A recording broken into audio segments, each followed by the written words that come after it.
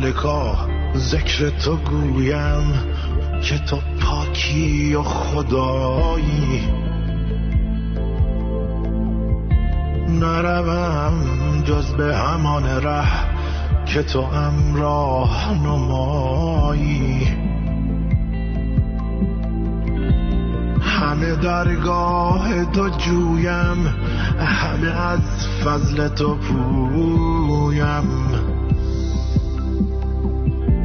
همه توحید تو گویم که به توحید سزایی. همه عزی و جلالی، همه علمی و یقینی، همه نوری و سروری. نتوان وصف تو گفتن که تو در فهم نمانی. نتوان شبه تو گفتن که تو در راه نیایی. نتوان وصف تو گفتن که تو در فهم نگنجی. نتوان شبه تو گفتن که تو در راه نیایی.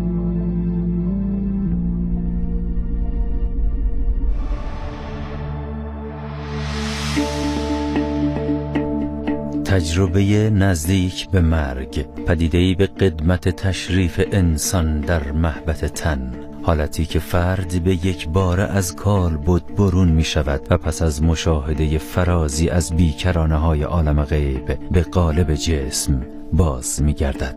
علائم حیات خواه در جسم باشد یا نه، این تجارب یک ویژگی قطعی دارند: ادراک غیر مادی برون از جسم مادی.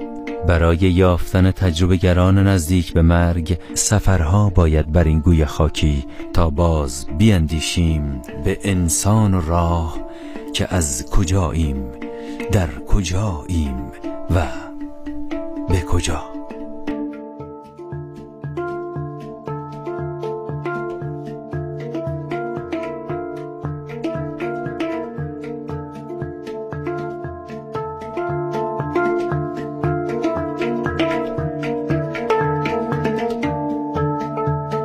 من حسن حکیمیان هستم، بچه خود استان یزد. 50 و حدوداً 2 سالمه. الحمدلله رب العالمین خیلی زود داماد شدم. مغازه طلا فروشی زده بودم در سن 19 سالگی. چندین سال الان به لطف خدا گلخونه، یکی دیگه کارخونه بافندگی زدیم، اینا نذر آقا کردیم.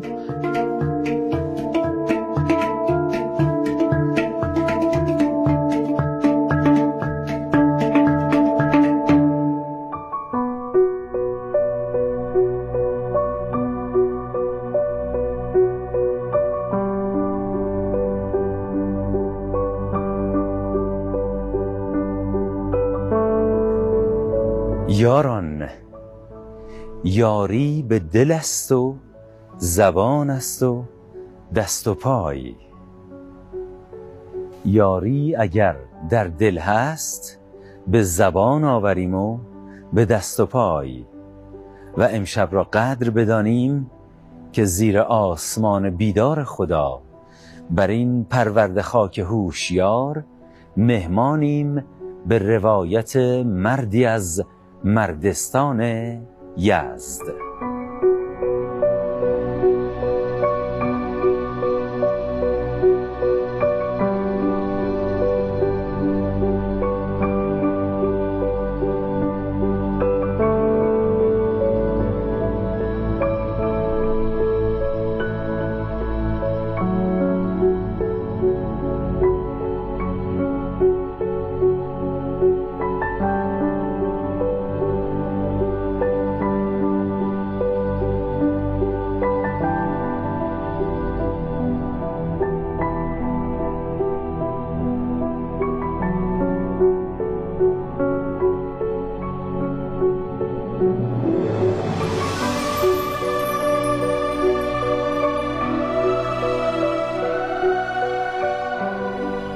جناب آقای حسن حکیمیان، چه اتفاقی افتاد؟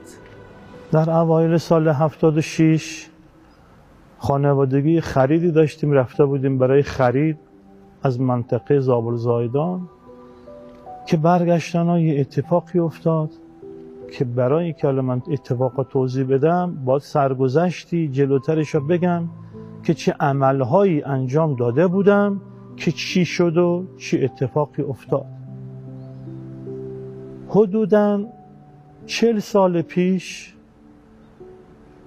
بابام با مامان و خواهرم و دامادمون و عروس خانوادمون میرفتن برای حج واجب. حدوداً من 12 سال داشتم. بابا خدا بیامرزم گفت که بابا بیا بریم حساب سالم درست کنم، حساب خمس و زکاتم، که وقتی میرم برای حج واجب این دیگه دین گردنم نباشه، برم حساب کتابم درست کنم. گفت آقا یه دفترچه‌ای برمیدارم، من نمیتونم ختم عالم را بخونم، یادداشت میکنه، شما بیا بریم خطش حساب کتابش که انجام میده میگه چقدر سهم امام، سهم سادات، اینا را چیکار کن، ببین قشنگ آموزشی بده که عرض سال اگر اجازه خودش بده با مرجع تقلید خودم هماهنگی باشه، اجازه بده که خودمون عرض سال این کارا انجام بدیم. با بابا حرکت کردیم. یه دفترچه‌های قدیم بود، 40 برگای کاهی، ما یزدی‌ها میگیم 40 برگای کاهی. این دفتر رو برداشتیم و رفتیم یک خونه از علمایی که با مراجع در ارتباط بودن. بابا سرگذشتش رو گفت آقا مثلا املاکی دارم، باغی دارم، زندگی دارم، خونه دارم، اینقدر نخ دارم. بابا حدوداً 60 خورده سال پیش کارخانه بافندگی داشت، شاگرد و بروبیا و کارخونه و ریسندگی و بافندگی داشت و شاگردم داشت. بابا سرگذشت رو برای این عالم دینی تعریف کرد. گفت آقا اینقدر نخ دارم، الان آماده است، اینقدر پارچه بافتم، مثلا به مبلغ اینقدر میشه. این بنده خدا هم حساب کتابش رو در آورد و گفت آقا این همه میشه حساب خمس و زکات، اینقدر میشه سهم سادات، اینقدر میشه سهم امام، اینقدر میشه. حساب کتاب که درست کرد رو دفترچه 40 برگی کاغذی نوشته بود، توجیه ما کرد که اینقدر اینجور. بابا گفت اگر اجازه میدین از مرجم شما اختیار داری، اجازه داری از این مرجع من اجازه بده که ما اینا را بین فقرا خودمون تقسیم کنیم. سهم امام را میدیم خونه چند تا از عالما، سهم سادات را خودمون میدیم خونه سادات. این عالم دینی خدا بیامرزه پدر مادرش خیلی خوب بود، خدا روی اجدادش رو شاد کنه، سید بود. گفت آقای حاجی آقا الان که بری بدی خونه سادات فکر میکنن صدقه است، این زشته. گفت نه پول نمیدم. گفت اگر اجازه بدین خودم خوراکی تهیه میکنم و چیکار میکنم، ظرف میکنم، آماده میکنم، پلاستیک میکنم، بسته بندی میکنم، میدم به پسرم، میگم ببره بدتش، میذاره در خونه شونو. قدیم که از 12 سال جلوترش من بچه خردسالی بودم، بابام هم میگفت میره میذاری در خونه فقیرا، در میزنی و میای، همین که میگه آقا کیه پشت در تو بیا. اون بنده خدا عالم دینی اونجا به بابا ما گفت که آقا بگو مال امام زمونه، نمیشه بذاری پشت در رو بری. گفت آقا بنده خدا نه تو میخوای نخود بخری، عدس بخری، لوبیا بخری، ماکارونی بخری، چیزا رو بسته بندی میکنی، ایرادی نداره. هر توی میدونی خیلی مضطرن، خیلی احتیاجن، آقا بگو آقا اینو مال امام زمان سلام الله علیه، دعا کن. کار از اینجا شروع شد 40 سال پیش. آقا بابا گفت ایرادی نداره، اجازه میدی؟ خدا بیامرزه پدر مادرش گفت آقا ایرادی نداره شما برو.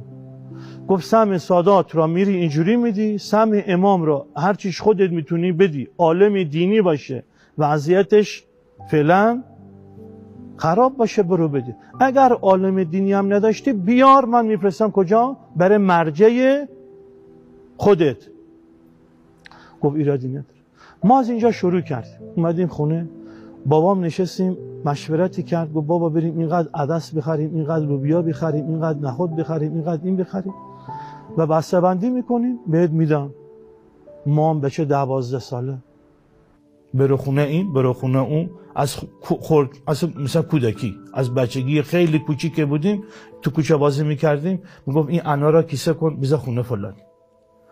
2 تا هندونه یاد میدم که مثلا نمیتونستم هندونه هنو بغل بکنم ببرم، درست اینا رو مثلا ما را میفرمون 2 تا هندونه بذار فلان جا یکی یکی میبردم میذاشتم برمیداشتم. چندین سال عمرم اینجوری گذشت.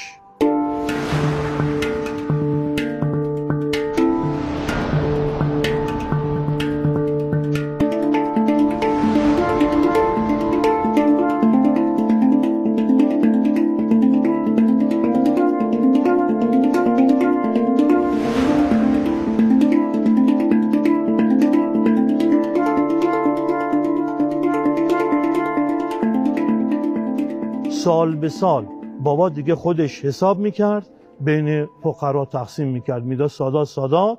اونا هم که دیواره نیازمند بودن و سادات نبودن و تعلق نمیگرفت خمس و زکات، خودش چیزای دیگه بهشون میداد. میگفت اینم باشه مازاد از سادات بده، آقا مثلا عامه ایرادی نداره، خب برادرای خدا باشه، میگفت خودش انفاق.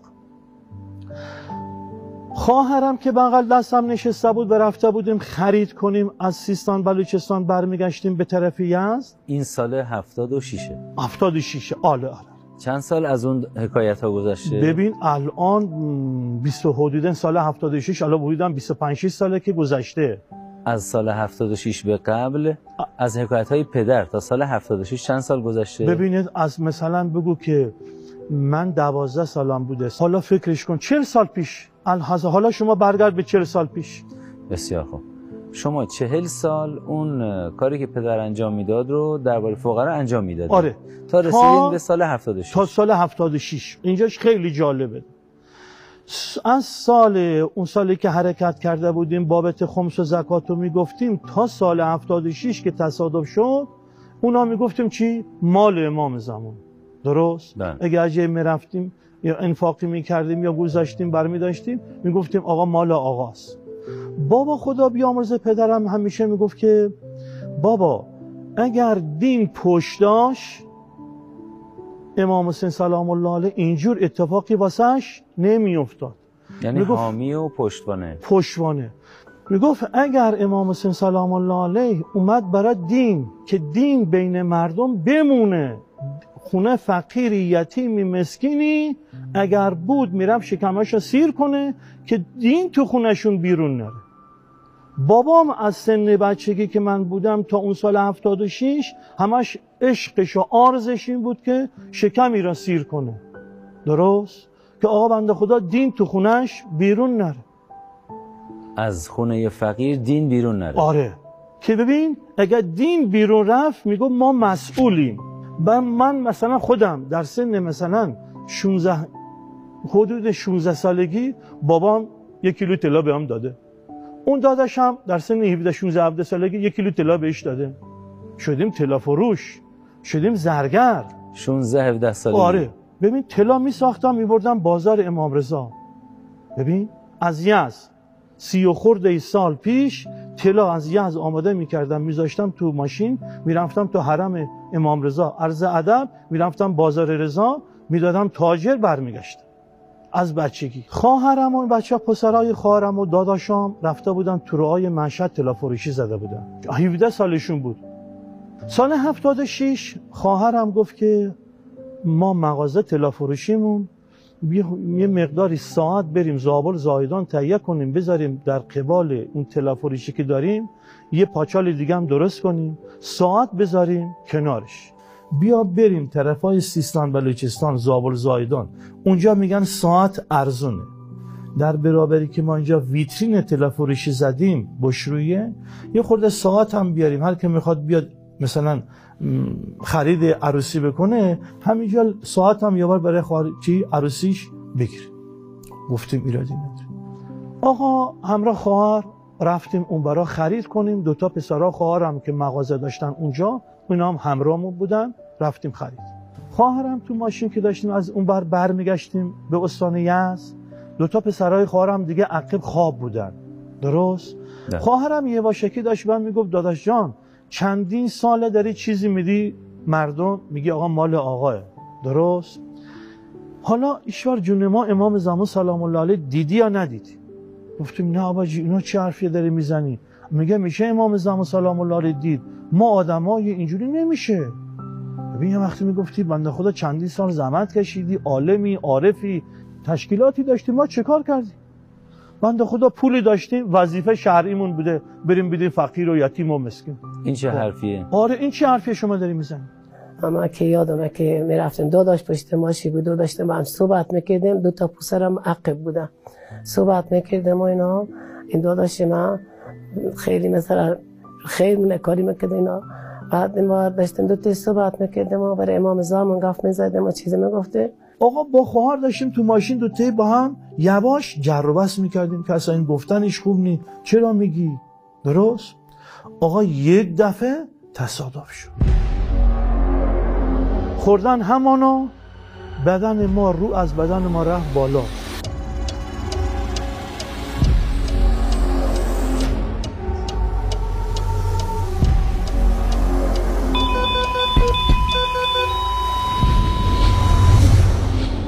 اصلا بگی احساس درد بکنم، ناراحتی بکنم، جایی زخم بشه بشکنه، دردی بفهمم، اصلا استرس به قدری زیاد هست که اصلا به مجردی که ماشین بیاد بخوره به هم روی ما رفت از سقف بالا. از سقف ماشین؟ از سقف ماشین. بدن رو دیدین؟ آره گفتم سبحان الله، چطور میگن مثلا این جون کندن اینقدر سخته؟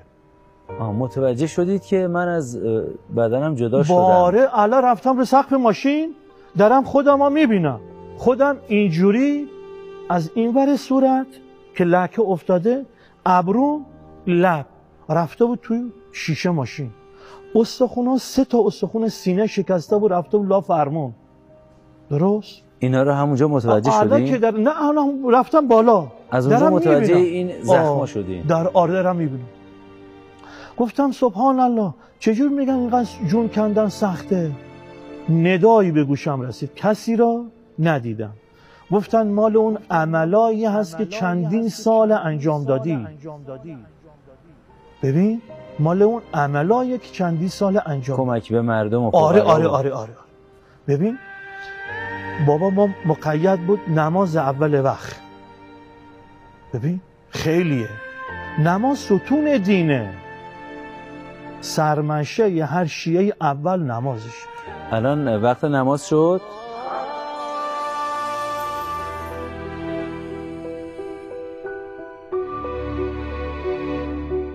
بابا خدا بیامرزم میگفت که چی؟ نماز اول وقت. اگه حالا مثلا به فرض مثال داری اول کمک یتیم و فقیر میکنی، اول نماز ستون دینه، اول نماز. خدا بیامرزه میگفت مثلا فلان جای قرآن داره میگه وای به حال این نمازخونا، چه نمازخونی که به داد فقیر و یتیم نرسی. قرآن داره میگه. درست؟ بله. بابام خیلی مقید بود، اول میگفت نماز، بعدش فقیر و یتیم و مسکین. اون لحظه که آقا رو از بدن ما رفت بیرون و اینا را دیدیم، خیلی برای ما شگفتی بود. گفتیم خدا چه جون کندن راحتی که ندا به گوشم رسید. گفت چی؟ مال اون عملایی که انجام دادیم. شما تو چه ارتفاعی بودین نگاه میکردین؟ الان به فرض مثال حالا از سقف ماشین رفتم بالا 2 متری از سقف. همون لحظه که جان رفت بیرون، همون لحظه به خودم گفتم وا این خود خیلی جون کندن راحته، خیلی لذت داره. لذت هم داره؟ واقعا لذت داره. اصلا نمیفهمی، ذره درد احساس نمی کنی، ذره ای. لذتش مال چی بود؟ حالا میگم، حالا ببین لذتش اینه که حالا رفتی بالا دیگه حصار و دیوار و چیزی برات معنی نداره، هر چی تو بخوای ببینی میبینی.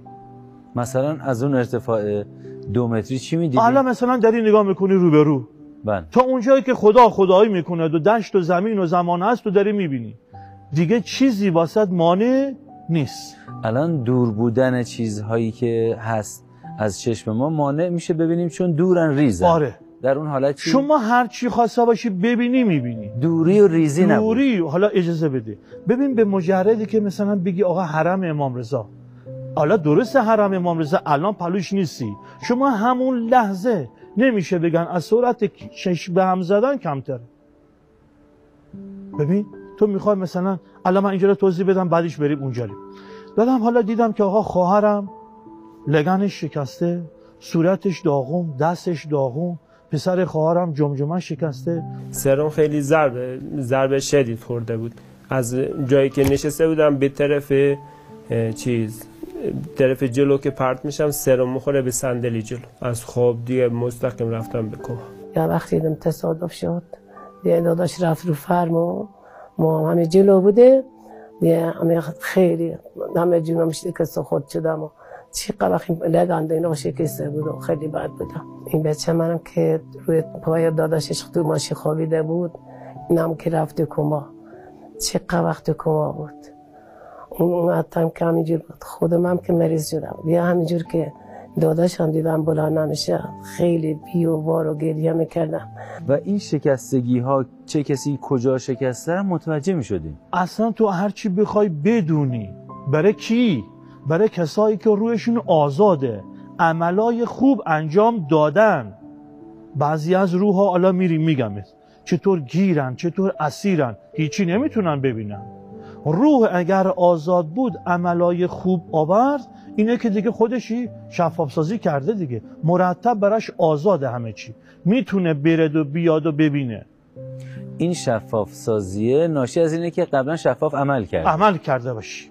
الان ببین آقا دیدم که خودم پشت فرمون افتادم، خواهرم دور ماشین، مردم سریع ماشینا رو پارک کردن، دور ماشین باسیدن، گفتن آقا این بنده خدا خب مرده دیگه، اونا رو مثلا اورژانس بیارن سریع ببرنشون بیمارستان. حرفا رو میشنیدین؟ آره دارم الان بالا قشنگ واسیدم دارم میبینم. یک لحظه نگاه میکنم رو بر قبله، دارم مثلا هر چی بخوام ببینم دیگه، چیزی مانع نیست. آقا اینا رو اومدن چیکار کردن؟ از ماشین بیرون آوردن و بردن بیمارستان. ترس و نگرانی هم نداشتین؟ نه اصلا. حالا این من مردم ترس نداشت. خواهرم سن و سالش مثلا اگه ما به فرض الان مثلا 51 سال 2 سال داریم، او حدود 70 سال حالا داره. پسر خواهرم حدوداً همسال خودمه، درست؟ این خواهرم داشت گریه میکرد، زاری میکرد، حالا چی برم به بابام بگم؟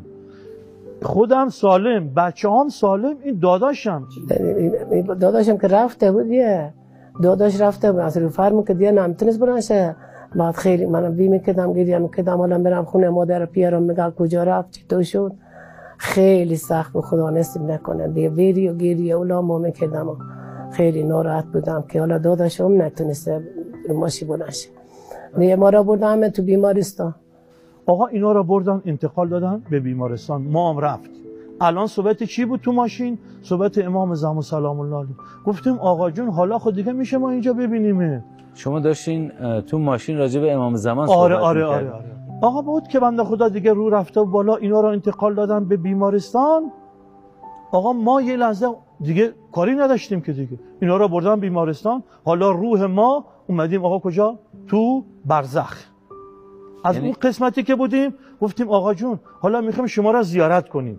الان صحبت شما بود تو ماشین، میخوام شما را زیارت کنیم. همینجوری که بالای ماشین بودین؟ آره. همون لحظه به ذهنمون اومد که بریم امام زمان سلام الله علیه، حالا اگه چندی سال خدمت هم کردیم و ندیدیم، حالا بریم زیارت آقا گفتیم حالا اینکه بریم فرض مثال بریم زیارت سید و بزرگوار، اول یه زیارت بریم زیارت چی؟ اجداد بزرگوارش، بریم حرم امام رضا سلام الله علیه، یه عرض ادبی بکنیم، بعدش برگردیم. حس می‌کردین که دیگه میتونید برید؟ آره دیگه با اصلا نمیشه. همون لحظه که میگفتی امام رضا میدیدی مثلا صحنه مسجد گوهرشاهی.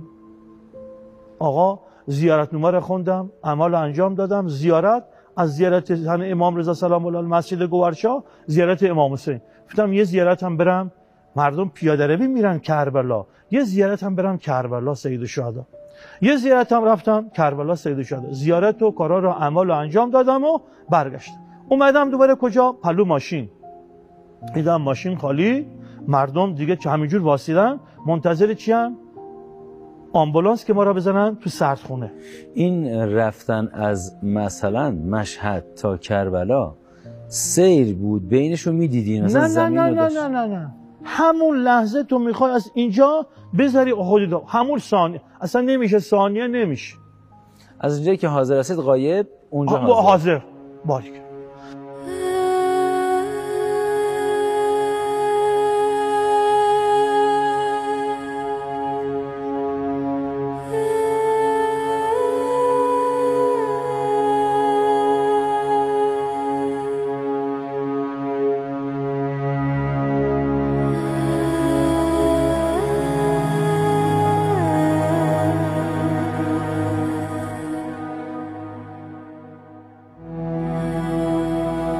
اومدیم پلو ماشین دیدیم که نه آقا رفتیم بیمارستان، حالا نمیدونی کدوم بیمارستان بردن. شما به مجردی که بگی بریم پلو حاجی معصوم، بریم پلو حاجی معصوم اصلا نیازی نیست بدونی اصلا کدوم نیازی نیست. اصلا شما به مجردی که تو میخوای هر کجا کره زمین باش بگی الان میخوام برم پلو فلانی هستی، اصلا شما علمش نداری که الان اون تو ایرانه، تو عراقه، تو مدینه، از کجا هست. هر جای شما بگی بریم پلو فلان هستی. رفتن و رسیدن نیست، نه بودن. آقا رفتیم صحن بیمارستان، تو راهروی بیمارستان دیدم خواهر ما رو خوابوندن رو بلانکارد، این هم داره بنده خدا گریه میکنه، زاری میکنه که من چه روی برم به بابام بگم. چی بگم؟ چه روی برم به بابام بگم حالا داداشم مرده. حالا ما هزاری بگیم آباجی خواهر من، دوست من، عزیز من هیچ واکیم نیست. میگفتین؟ آره اون متوجه نمیشه که من روحم، اون متوجه نمیشه. درست؟ دوباره گفتیم آقا بریم پس حالا زیارت آقا. رسیدیم خواهر رو بیخیال شدیم. آره بیخیال شدیم دیگه، دیدیم آقا من آقا چاره نیست، الان میخوام بریم آقا را زیارت کنیم. رسیدیم به همون سرعتی که اومدیم بیرون، رسیدیم یه کویر لوت، کویر ریگ مثل کویر لوت. درست؟ آقا گفتیم برای اینکه عرض ادب بشه پیاده روی میرن کربلا، کفشاشون رو بیرون میارن، ما کفشامون رو بیرون بیاریم، پیاده روی بریم خدمت امام زمان سلام الله علیه.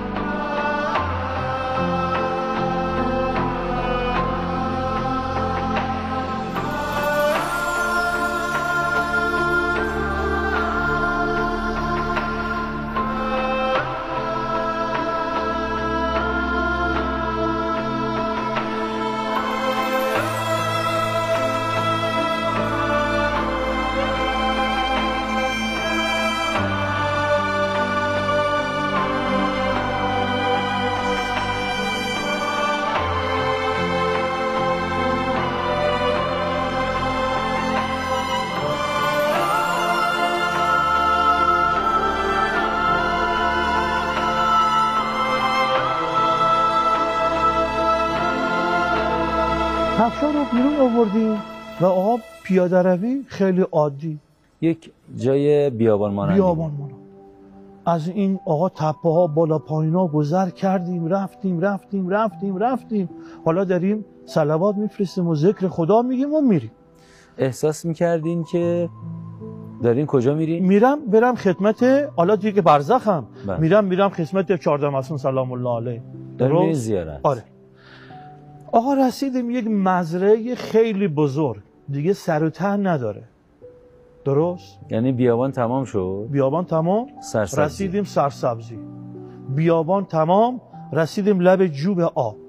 4 طرف این مزرعه خیلی بزرگ جوب آب داره رد میشه. درست؟ آقا یه سیدی سالمندی پیش اومد، سلام حال احوال کردیم، گفتیم آقا جان میشاله ما خدمت امام زمان سلام الله علیه برسیم. گفت نه.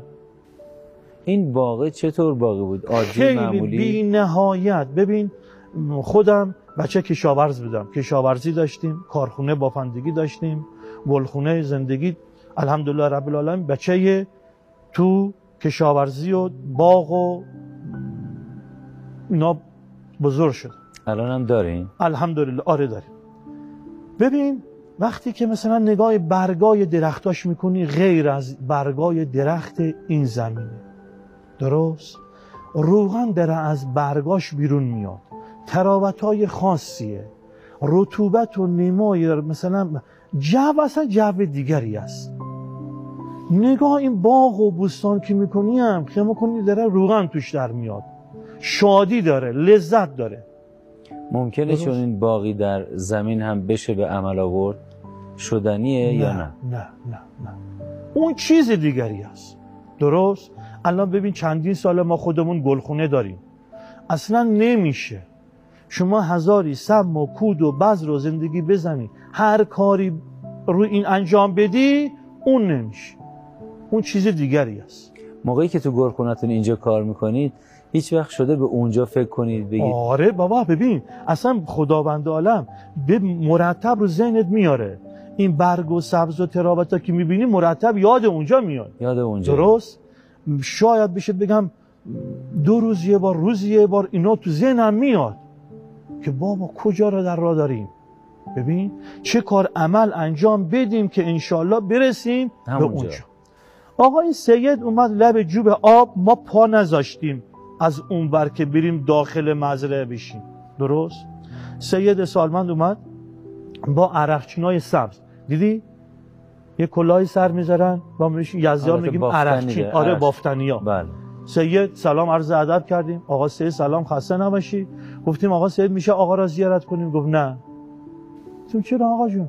گفت برو همون کارهایی که انجام میدادی انجام بده. درست؟ یعنی کمک به مردم. آره. گفتم آقا جون اینجا کجاست؟ گفت اینجا جایگاه 14 معصوم سلام الله علیه. این باغ با این بزرگی اصلا سر و ته نداره. گفتم آقا جون بابام همیشه میگه که چی؟ امام حسین هدفش صحرا کربلا این بوده، این بوده، این بوده. گفت بابا درست میگه.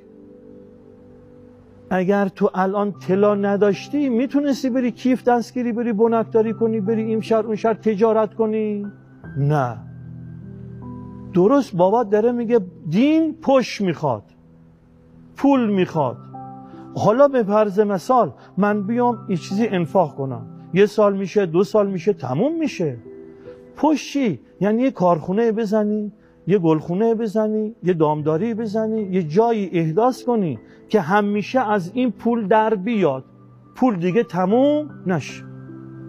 یعنی پشتوانه مالی ایجاد کنی برای فقرا. درست؟ آقا باشه این سید داشتیم صحبت میکردیم و اختلاط میکردیم، گفتم آقا حالا ما چیکار کنیم؟ بابا خدا بیامرزم ده میگه که پشت میخواد. گفت ما به بابات الهام میکنیم چه کار کنه. از حالا به بعد اون روز میگفتم چی؟ در خونه فقیری سید ساداتی که میرفتیم میگفتیم آقا این مال امام زمان سلام الله علیه. اون لحظه اونجا سید گفت از حالا به بعد بابات میگیم چه کار کنه، کارا که انجام دادی از حالا به بعد بگو نظر امام زمان سلام الله علیه. هر کجایی در ایران میتونی برو بگرد، اما یجیب المضطر اذا دعا و یکشف السوء. دعای مضطر مستجابه. برو بگرد مضطر هر کجایی تو ایران میتونی پیدا کن، این کارتون رو بهش میدی، میگی نظر امام زمان سلام الله علیه. درست؟ انشالله فرج اولاد ما نزدیک میشه بر اثر دعای مردم. مردم طالب باشن، خدا انشالله فرجش رو میفرسته. دعای مضطر مستجابه، به مضطر کمک کن و بگو دعا کن. آره. اونجا سید به من گفت که شما برگرد ببین خواهرت داره گریه میکنه، اینا منتظر هستن، هنوز نوبتت نشده بیای اینجا، ما میدونیم رو از بدنت بیرون اومدی الان اینجا، شما برگرد برو تو جسم خودت. برگرد برو تو جسم خودت، برو تو بدن خودت. آقای سید ما هم نمیخواستیم دیگه برگردیم، از خوشحالی حالا جای خش داری میبینی لذت میبری، جای شاد. درست؟ جاهای خش و شاد. ما یزدیان میگیم خش. بله. درست؟ آقا حرکت کردیم رو همین ریگزارها، برگردیم به طرف چی؟ ماشین. دیگه نخواستیم که آن واحد حالا سید اینجا واسطه زشته که سری بری. آقا اومدیم به طرف ماشین، دریچه های باز میشد، اینا رو میدیدم. یه دشت بزرگی گفتم تمام میمون، سبحان الله، قرمز، بیابون، یه دشت بزرگی تمام خوک، یه دشت بزرگی تمام کتوسک، یه دشت بزرگی تمام کرم سبز انگور. کتوسک یعنی طولسک، درست؟ آقا این دشت یک اولی که من خدا میمونا بودن، تو این یه میمون صدا ما میزد، پسراجی پسراجی پسراجی شما رو صدا میزد. آره این میدونست، مرا میشناخت دیگه قشنگ، که مثلا حاجی تو محلشون. آقا نگاه کردیم دیدیم کسی اینجا نیست، اشاره کرد با دست همین میمونیش که فلانی من دارم تو را صدا میزن. سبحان الله، تو کی هستی که مرا میشناسی؟ صدا میزنی و آره میمون صدا میده. آره. حالا این میمون از نظر قد از همه ارتفاع بالاتر، قدش بلندتر بود. گفتم شما کی هستی؟ گفت من فلانی ام، خودش هم معرفی کرد. سبحان الله، تو آدم به این خوبی؟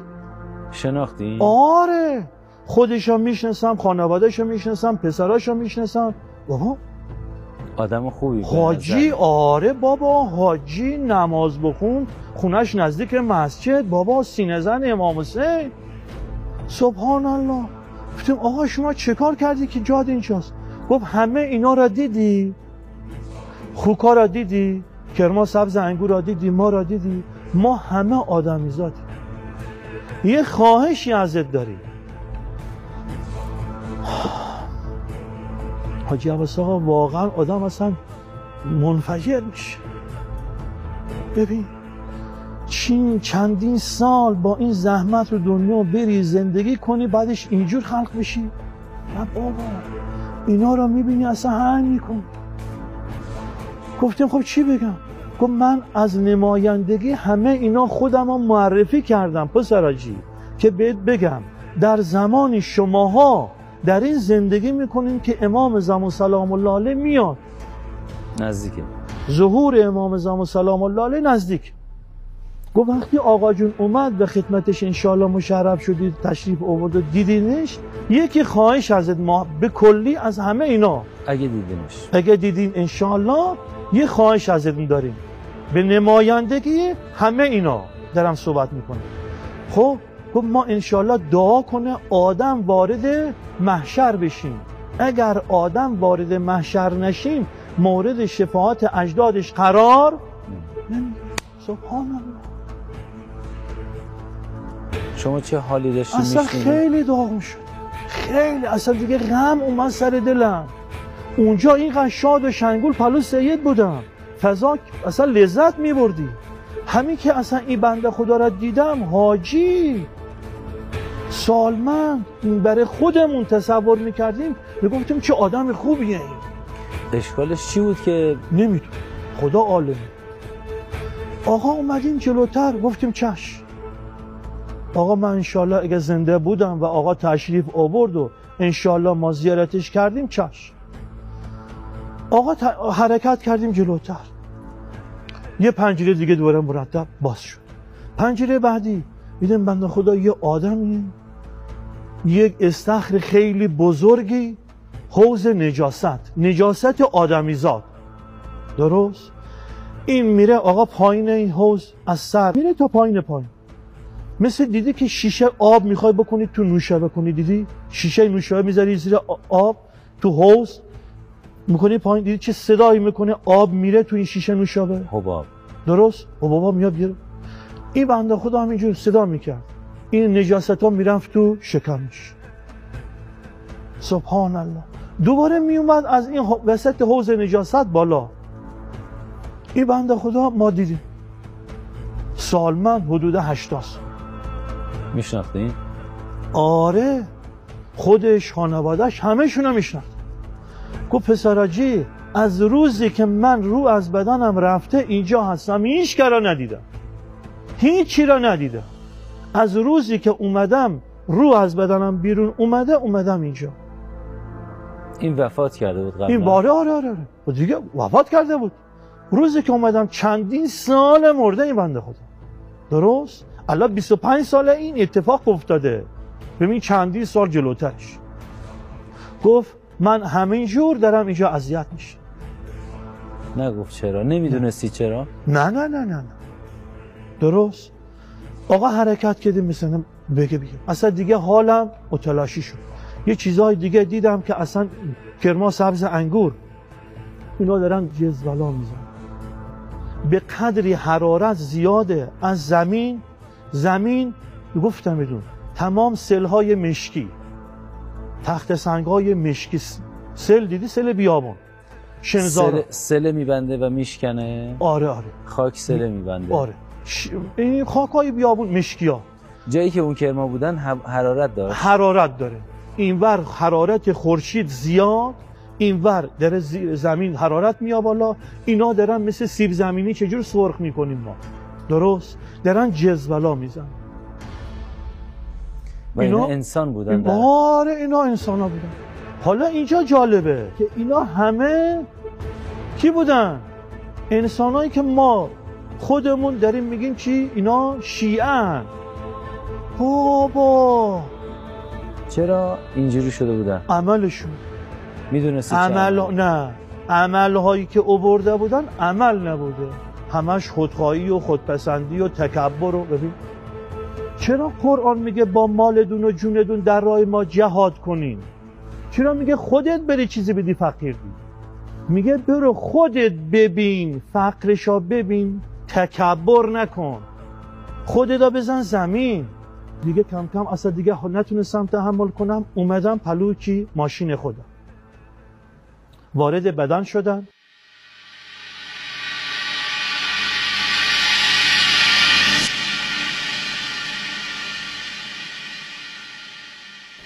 وقتی از سقف وارد بدن شدم، اینا اومدن سریع دویدن که آقا این زنده است، باکش نیست، بیاد بیاریمش از ماشین بیرون. باکش نیست یعنی من خدا سالمه، درست؟ یعنی نگرانش نباید. آره. طوری نیست. این 3 تا استخون سینه این ور رفته بود تو فرمون، این صورت اینجوری رفته بود تو فرمون، رفته بود تو شیشه. از شیشه کشیدم بیرون، اینجا شروع کرد خونریزی کردن، ابرو اینور لب داره خون میاد. 3 تا استخوناش شکسته بود. دست کردم زیر صندلی خواهرم. درد داشتین؟ خیلی. تا قبل از اینکه وارد بدن بشین اصلا احساسی که نمی‌کنین. آرامش، وارد شدین درد. یادتون هست چی دیدین اون لحظه؟ نه خودم فقط همین دیده بودم که پشت فرمون افتادم. نه اون لحظه‌ای که وارد بدن میشید به یاد دارید که الان من چیا دیدم همون موقع؟ بله دیگه. آره حافظه قوی، حافظه داره یاری میکنه. همه اینا رو که الان رفتم و صحبت کردم و پنجره را دیدم دارم قشنگ یادمه. اومدم پشت فرمون، همین لحظه که خودمو کشیدم بیرون، مردم اومدن منو بیارن بیرون، گفتم آقا اجازه بدین. دست کردم زیر صندلی خواهرم که بغلم نشسته بود، کیف طلام زیر صندلی خواهرم. کیف طلامو برداشتم تو داشبورد ماشین. خواهر و 2 تا پسرشو برده بودن بیمارستان. کیفو نبرده بودن؟ نه اینا که اصلا متوجه نمیشدن، از درد دیگه متوجه نمیشدن. دست کردم تو داشبورد ماشین، مدارک ماشین رو برداشتم گذاشتم تو کیف طلا گذاشتم سر شونه. اومدم رفتیم بیمارستان. گفتیم آقا همون جای ما رو ببرین بیمارستان که اینا را خواهرم و بچه‌ها خواهرم را انتقال دادن و بردن با همون دندای شکسته. آره. آقا ما را بردن بیمارستان با پا خودم، سالم، حافظه قوی، سالم ولی خون داره میاد. یه دستمال گذاشتیم اینجا گرفتیم و رفتیم بیمارستان. وقتی رسیدیم بیمارستان اینا را برده بودن رادیولوژی، عکس برداری کرده بودن، آورده بودن دوباره رو صحن بیمارستان، رو همون راهرو بیمارستان. وقتی رسیدم پلو خواهرم دیدم داره گریه میکنه. گفتم خواهر جان من سالمم. گفت چی؟ گفتم پس تو بنده خدا اینقدر وقت کجا بودی؟ گفتم حالا بماند، من سالمم، من هیچ باکیم نیست، زنده هیچ باکیم نیست، گریه نکن. دیدم برادرم که خدا میدونه چه حالی بودی برادر من، خدا میدونه. خیلی من خوشحال شدم وقتی برادرم دیدم، خدا میدونه دیگه دنیام داده. گفتم حالا چجور من برم خونه برم شیشو بگم. من همراهش کردم رفتم و یخچی شد. آرامش کردم و دکتر که اومد فیلم برداری کنه و عکس برداری کنه و رادیولوژی بریم و اینا، گفتم دکتر جان اینجور شده، سرگذشتم رفتم اون عالم، اینجور دیدم اینجا با سید اینجورا صحبت کردم. گفت درسته، روحت رفته بیرون، تو کما نرفتی. اگه تو کما رفته بودی همون لحظه که برمیگشتی یادت نبود که کیف را برداری.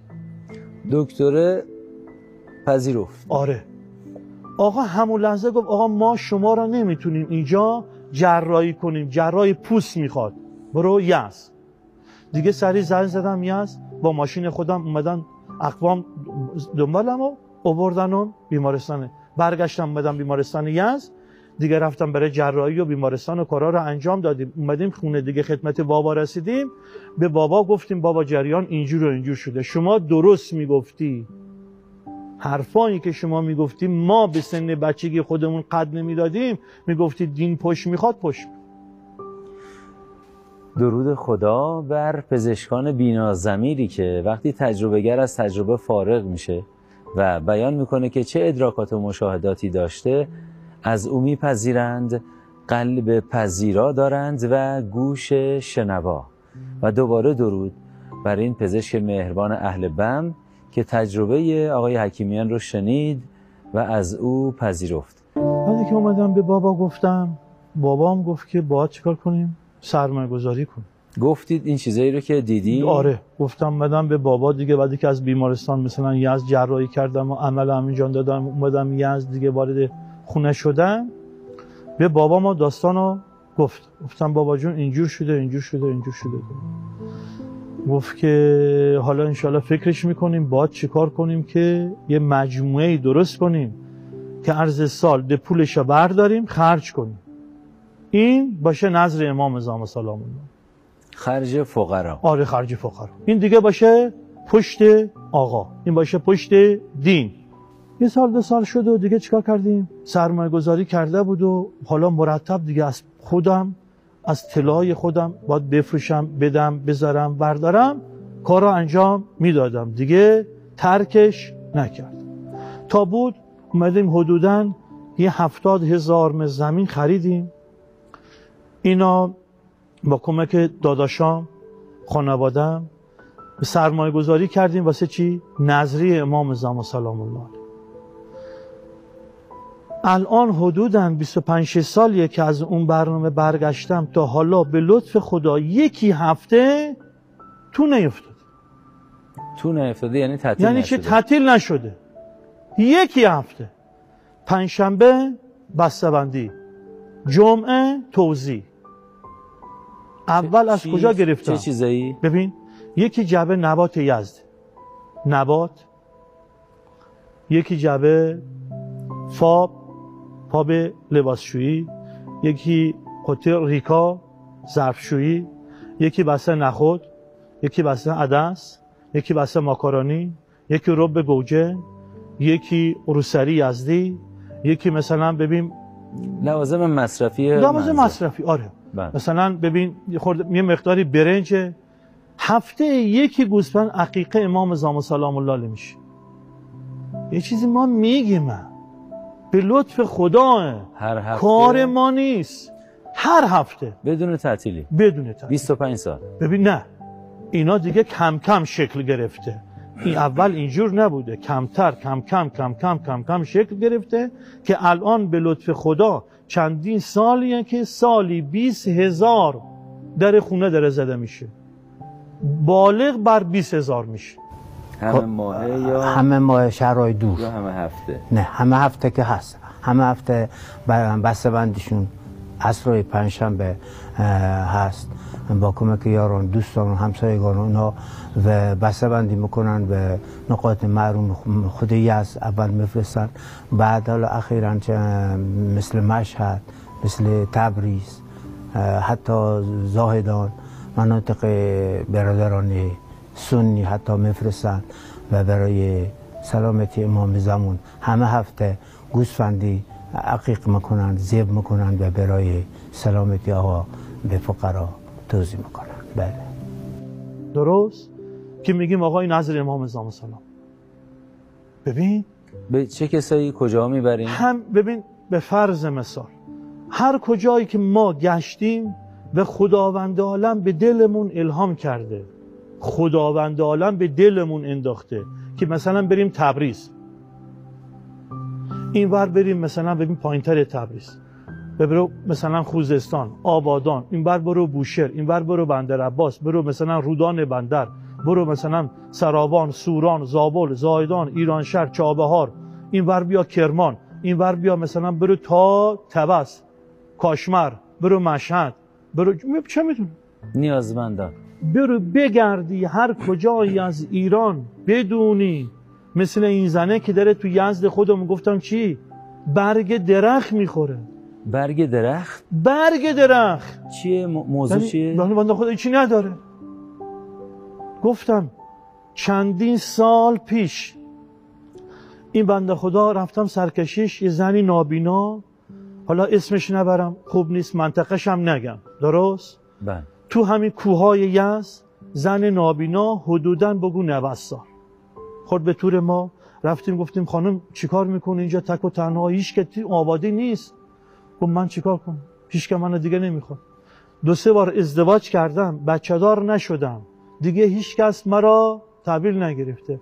بوده به مرور زمان نابینا شدم، به مرور زمان نابینا شدن همانا دیگه هیچی نتونستم خودم برم تهیه کنم استفاده کنم، درست؟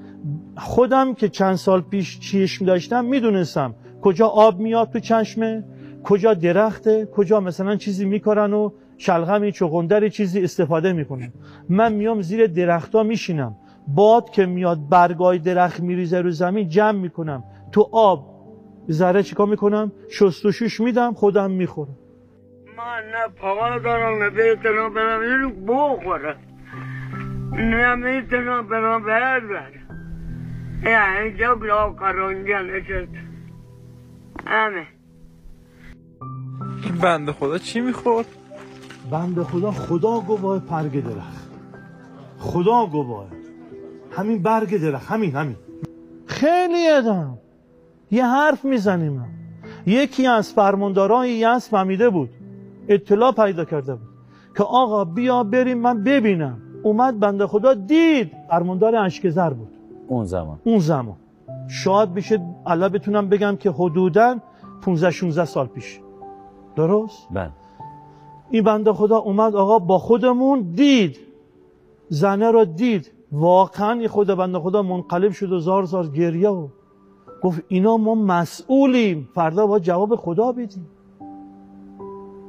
ببین امثال اینا صدا کی میزنن؟ صدا خدا میزنن. گفت در کلبه ما رونق گر نیست صفا است، آنجا که صفا است نور خداست. اینجا نور خداه. دستی که من دارم میدم به این بنده خدا فقیر یتیم مسکین، کی میگیره؟ خدا میگیره. خدا نمیدونه من سالی چند هزار دارم خونه میدم؟ نمیدونه باید پولش چجوری آماده بشه؟ خودش بود. خونه ما به لطف خدا 1 ریال پول از کسی، نه صندوقیم، نه خیریه هستیم، نه امور که مجتمع، هیچ قبولم نمی‌کنی. نه قبولم نمی‌کنی. الان این برنامه پخش شد، نه یعنی کمک می‌خوایم بکنیم؟ نه ذره پول از هیچ کس ما دریافت نمی‌کنیم، هیچ کس. بره ثواب برای ما حرف و حدیث نشه مرتب بیا در خونه ما می‌خوام کمک کنیم، نه. خدا گفته برو بد میدم، منم دارم میرم.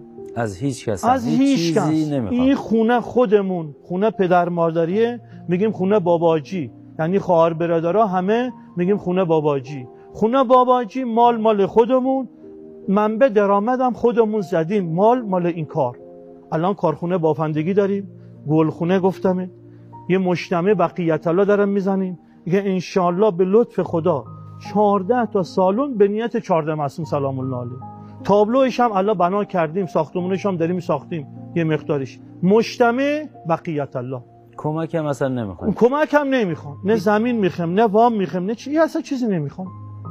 فقط اجازه بدن ما را خودمون بریم، چولا چرخمون نذارم. آقا پول خودم، مال خودم میخوام برم آقا بگردم، برم تبریز. آدم نیازپندی که بنده خدا آه من الله نداره، بدمش بگم آقا این نظر امام زمانه، چه ایرادی داره؟ خب بابا ما خود انسانیم، بنی آدم مگه نمیگیم اعضای یک دیگرن؟ بابا باید یه حرکتی انجام بدیم. به لطف خدا از اون سال دیگه تا حالا که رو از بدنم رفته و اینا را دیدم و مناظر را دیدم و برگشتم، همش ذکرم و فکرم فقط آقا بوده که یه جوری بشه دعای حضرت کنم.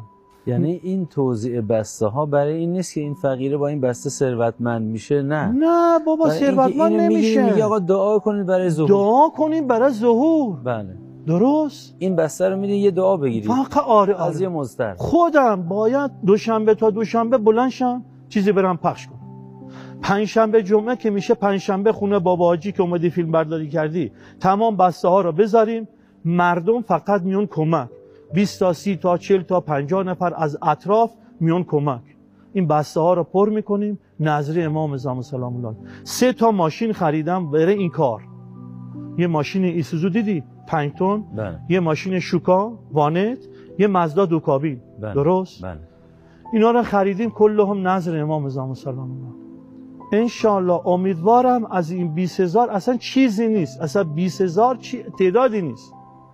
پنجشنبه جمعه که میشه بسته‌بندی، جمعه صبح دوباره نماز جماعت بزنیم، دعا بخونیم، کارامون حرکت انجام بدیم، حرکت کنیم بریم بره پخش.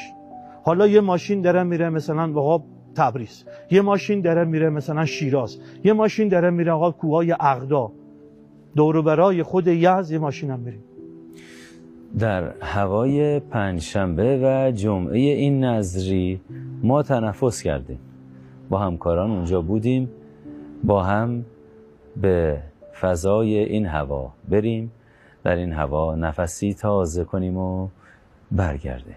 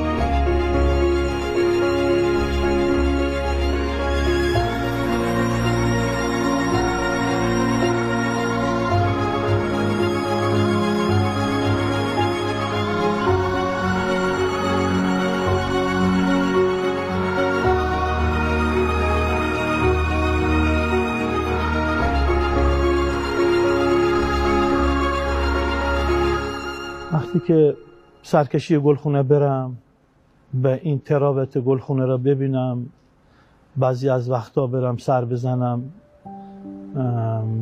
مرتب یاد اون صحنه میفتم که رو از بدنم رفت بیرون. به جایگاه 14 هستم سلام الله علیه، با این تراوت خاصی که دارن منطقهشون داشت، واقعا مرتب برم چیز تازه‌ایه، مرتب برم یادآوری میشه، مرتب یادآوری میشه که باید به داد یتیم و مظلوم برسیم تا برسیم به یک چنین انشالله. آقا بیاد که گفتم ایدون مدتی که بود از اون لحظه برگشته بودم، نمو گفتم نظر امام زمونه. از اون لحظه تصادف که رفته بودیم پلو سید و سادات، اون لحظه را گفته بود. بعدی که برگشتم اومدم چند سال دوباره داشتم میدادم تا گلخونه زدم و کارا رو انجام دادیم، دیگه همینجور میرفتیم سرکشی مردم میدادیمش، به چیزی نمیگفتیم. مدتی بعد در عالم خواب همون سید سادات اومد تشر زد به خیلی تندی، که آقا چرا نمیگی نظر امام زمان سلام الله علیه؟ همون سیدی که سید اونجا بود، عرقچین آره. چرا نمیگی؟ مگه نگفتم وقتی که بگی فرج اولاد ما نزدیک میشه؟ بگو نظر امام زمان سلام الله علیه، هر کجای میری بگو نظر امام زمان فرج اولاد ما نزدیک میشه. گفتم آقا چشم. دیگه حالا چندین ساله که دیگه یادم نمیاد. هر ماشینی که حرکت میکنه، یکیش مثلا ببین دامادم میبره، یکیش میگه چند تا دیگه از بچهای محل واقعا اومدن همت کردن، واقعا باید از همهشون تشکر کنم، خیلی زحمت کشیدن، چندین ساله میان میذارن بر میدارن، وقتشون عمرشون گذاشتن، میان و میرن، باید ماشین بردارن برن این شهر اون شهر، سرابانی، تبریزی، مشهدی، برن و واقعا وقتگیره دیگه، بدونی که یک ریالشتشون از ما درخواست چیزی بکن. راه رضا خدا میان و میذارن و کمک میکنن و میرن. راه رضا خدا یعنی به راه برای خدا میکنن، همون جهادی. آره برای خدا میرن و میان و میذارن و بر میدارن. درست؟ بله. اینه که هر ماشینی که حرکت میکنه از خونه باباجی بره بیرون، میگیم چی؟ باقا اونجا که رفتی تاکید کن به ماموره که باید بره پخش کنه، بگو نظر امام زمان سلام دعا کنی، دعا کنن مرتب دیگه، هر کجا بره پشتش دعاست. قدردان هستم. اجازه میخوام قرار دیگری هم تنظیم کنیم برای یک دیدار دیگر که دیگه انشالله بیا خونه باباجی ها بریم بسته‌بندی. انشالله اون قرار هم به قوت خود باقی، حتما برای بسته‌بندی خدمت میرسیم و یک قرار سوم هم میخوایم تنظیم کنیم. خب بله انشالله قرار بذاریم طوری با هم رفتار کنیم تا هستیم که بتونیم در روشنترین باغها، در زیباترین باغستانها، برترین گلخانه ها و خانه گلها، در نورانی ترین گلستانها و گلزارهای خدا به هم برسیم و تا همیشه جاودانه در کنار هم باشیم و از هم دور نشیم.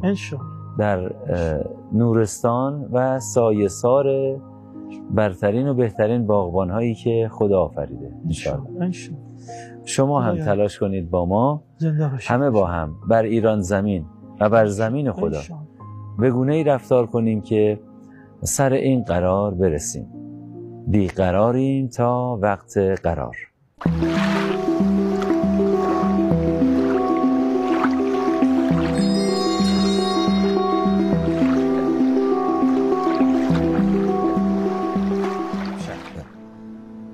ارث دنیا رفتن است و دست و پا بال و پر است. مال دنیا آزمونی از جهانی دیگر است. طبق قانون زمین بر طبق حکم جاذبه، دست بخشنده تر از گیرندگان بالاتر است. دست بالا باش و جاری کن هر آنچه مال اوست، آنچه میماند برایت آبشاری از زر است.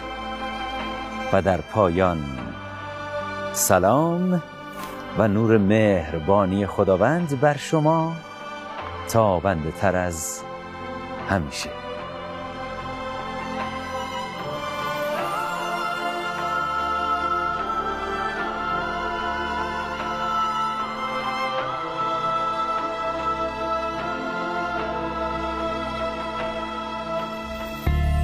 ملکا ذکر تو گویم که تو پاکی و خدایی،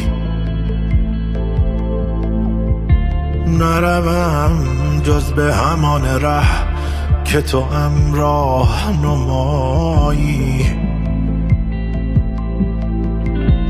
همه درگاه تو جویم، همه از فضل تو پویم، همه توحید تو گویم که به توحید سزایی. همه عزی و جلالی، همه علمی و یقینی، همه نوری و سروری، همه جودی و جزایی، همه غیبی تو بدانی، همه عیبی تو بپوشی، همه بیشی تو بکاهی، همه کمی تو فضایی. نتوان وصف تو گفتن که تو در فهم نگنجی، نتوان شبه تو گفتن که تو در فهم نیایی.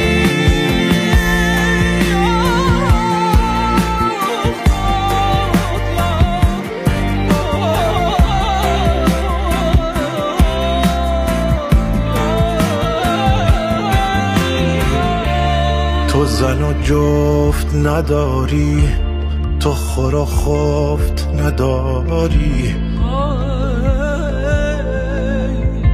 احد بی زن و جفتی، ملک کام روایی.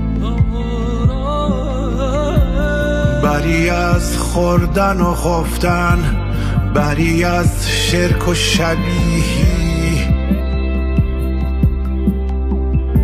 بری از صورت و رنگی، بری از عیب و خطایی. نتوان وصف تو گفتن که تو در فهم نگنجی، نتوان شبه تو گفتن که تو در وهم نیایی.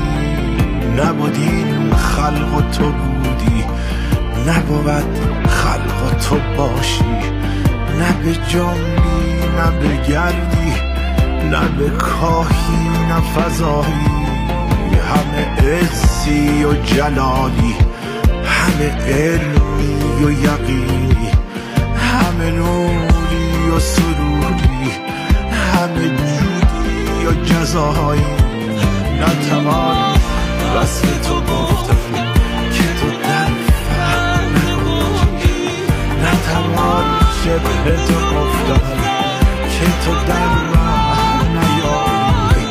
نتوان وصف تو گفتن که تو در فهم نگنجی،